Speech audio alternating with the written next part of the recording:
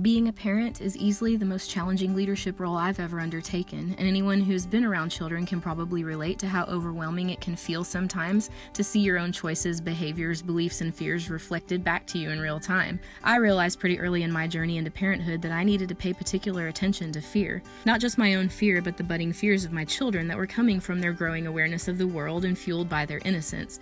I've always made a conscious effort to encourage my daughter and son to face their fears and seek understanding. Of course, many of those early childhood fears serve a purpose, but without context, that fear can grow into hate, a hate that will last a lifetime if it is not dispelled by understanding. One of the best ways I've found to teach this lesson has been through our local wildlife. It is a normal reaction for most people to be repulsed by snakes, for example, and for good reason. Some of them can seriously harm you. However, they all serve a purpose in their ecosystems, and of course, not all snakes are bad.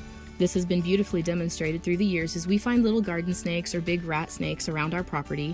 My kids now know that you don't just kill a snake for being a snake. You have to understand the situation before you make a decision on how to act, and most of the time you just leave it be.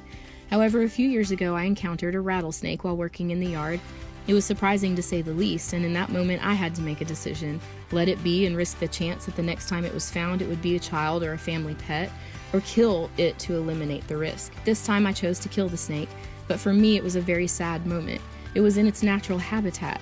It had been drawn there to eat field mice, which are in general quite a pest, and it hadn't hurt anyone yet. When it was dead, I brought it to my kids so we could talk about why I had to kill it. We didn't villainize it because it was a snake or even because it was a rattlesnake. We appreciated its beauty, we marveled at the amazingness of its rattle, and we talked about the good things snakes do for us and the reason why this one was an exception.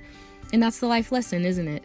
My kids will encounter many situations where they will find it all too easy to unfairly generalize and make snap decisions based on a primitive fear, or a single experience, or how everyone else around them is acting.